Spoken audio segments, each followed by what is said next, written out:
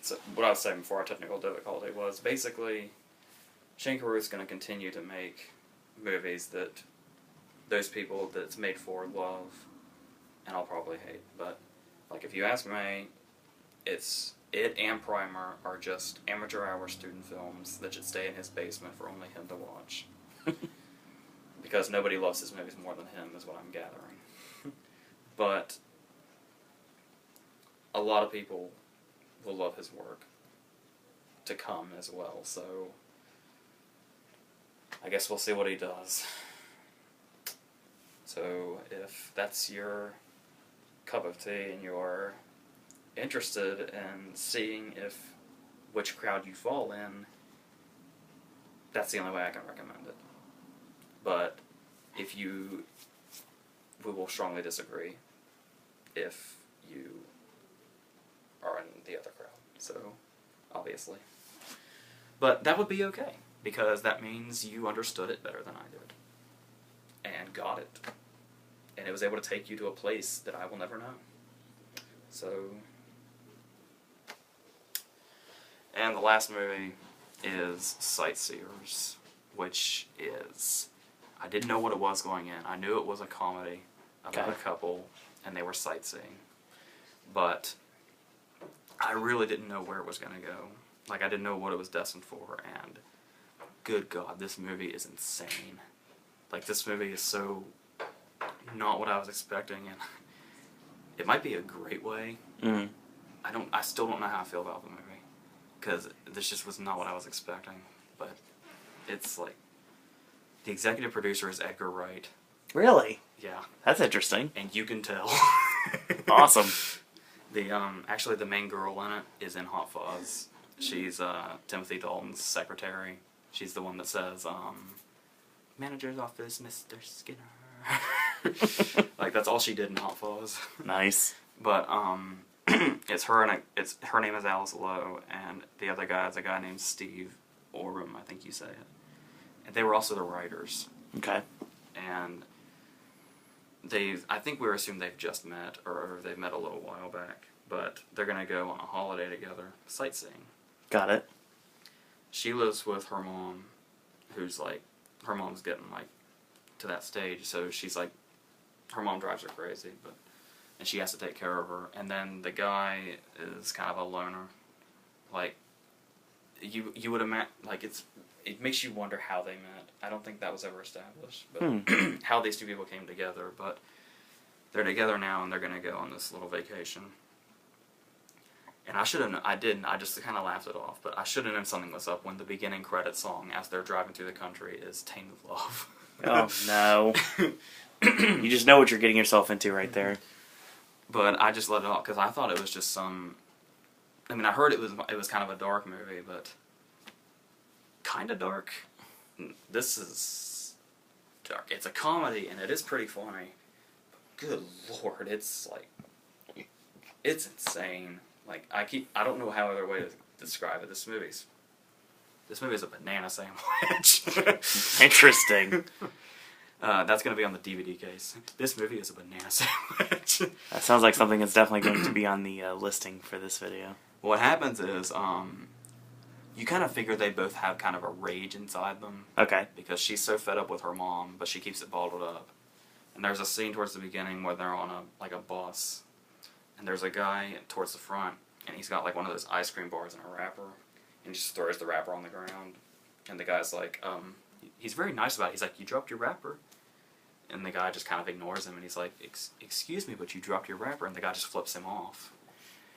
And he just has this look on, you don't know if he's devastated or if he's pissed off or like if he's just taking it in, but this wrapper situation really affected him, and you don't know what he's going to do with that. So they both have this rage inside them that's really bottled up, because they're really meek people. Okay. But then they go to buy a caravan, and as they're backing out, they run over a guy, and they kill him by accident. And it's really brutal, too. Like, they just kind of run him over, and you're like, oh shit, but then we get a cut of him, and he's like laying there, and there's like blood squirting out of his neck, and it's like, Edgar Wright was on set today. Yeah, he was. And the director's actually a guy named Ben Wheatley who did that movie Kill List.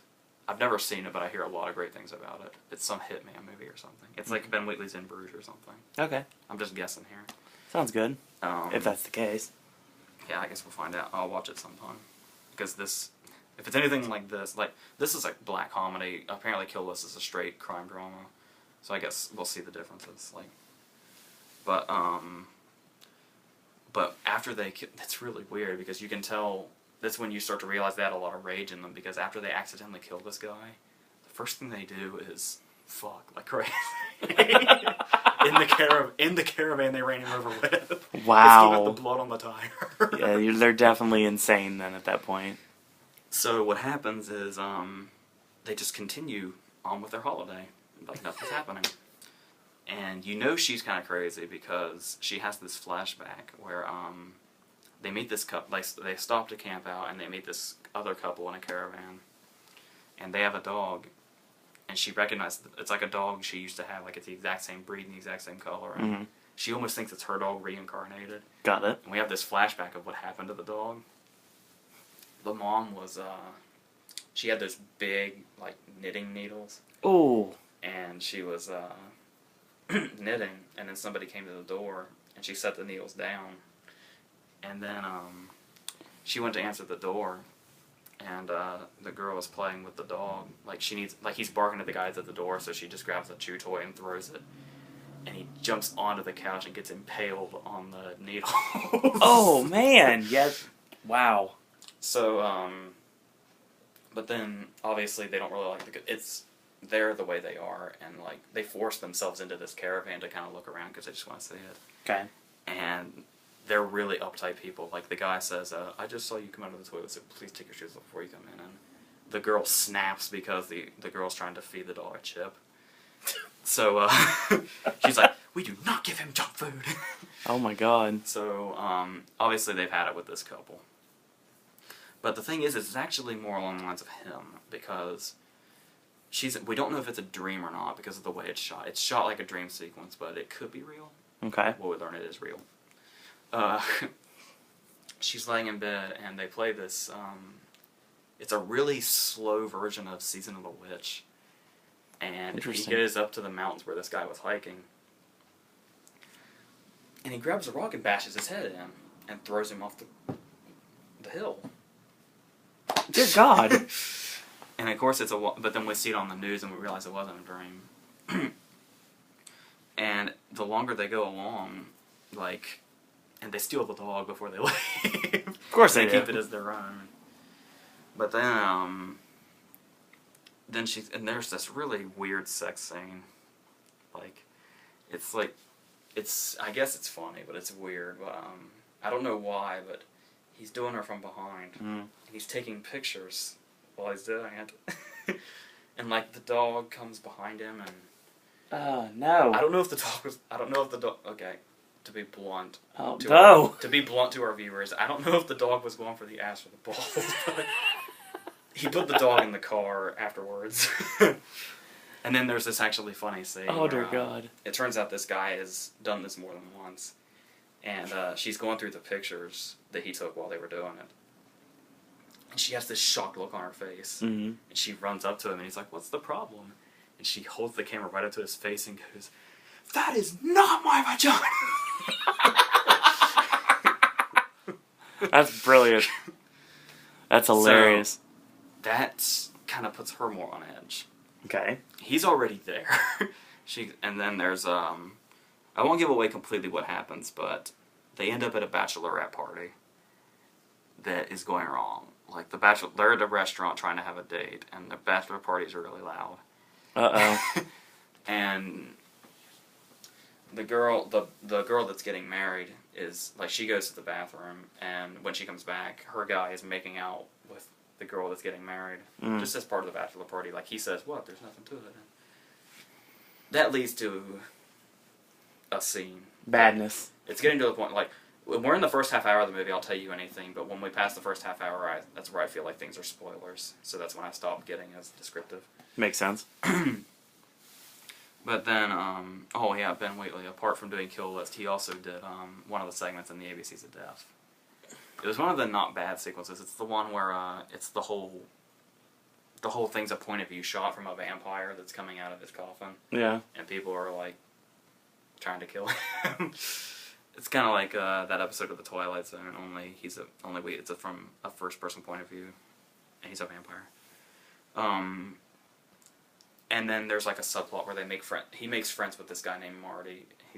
He's really taken by Marty because Marty has like this thing attached to his bike, where it's like it's sort of like a very, very miniature bedroom that attaches to the back of his bike that he rides around on. What the hell? And the guy like really takes a liking to Marty because he's so intrigued by this. And Marty comes back at the end and shit gets real. But of course, he wants the bedroom. This at the British Independent Awards, this won screenplay. So I knew it was well liked, and I knew a lot of people were talking about it because ever since Wheatley made Kill List, he's had quite a following. And like I said, the movie could be really good. Like, I guess it's good. I still don't know what to make of it. It's so insane and unexpected. You just watched it this morning, too. Yeah, like the ending. The ending is just... The ending's where I was really like, I really don't know what to make of this movie, because... This is all I'm going to say. Like, the ending is just... When I say the ending, I mean the last shot right before the movie ends, right before the credits. Okay. And it's just like... What just happened? It's one of those movies where you're just, good lord, what was that? But you see, that's good. True. But for some reason, I'm just having trouble registering it. It's like I'm all over this kind of movie. This movie was like made for like dark comedy is my favorite genre. I fucking love it. That's why I love Very Bad Things and Heathers and all those. Yeah. Nurse Betty, Serial Mom, but. This movie I guess it's because it was so unexpected. Like, when I watched all those other black comedies, I know they're black comedies, but this just came out of nowhere, and I'd say it's safe to say I'll probably be in love with it down the road once it really registers in my head. So, yeah. I don't know what's the deal here. I think it's like already on DVD in the UK, because it came out last year for them, but we just got it. It just came out today with Gatsby and Peoples and limited release here. So if you happen to be in a limited release area, or you wait for this to come out on DVD, it's pretty wild. I'd look into it. So yeah, they are definitely sightseers, to say the least. Oh boy! But next week we have Star Trek. Yep. And it comes out with limited releases that I'll be reviewing that are The English Teacher with Julianne Moore, an action movie called Java Heat with Mickey Rourke. Can't wait for this. And a thriller with Aaron Eckhart called Erased. So that'll be what's next week. And so, yeah, hopefully I didn't offend too many people by bashing the Great Gatsby novel or the art house crowd for liking Upstream Color. But I'll try to be nicer next time. Because I've never watched the Star Trek show, so I might be a little ignorant to some things. It's like some hidden things, but yeah, I've seen all the Star Trek movies, and I like them pretty well. So me and the Star Trek fans should get along for the most part. So if you hate me now, try tuning in next week, and maybe I'll make you like me again. If you like me to begin with, I'm just assuming there. So that's that.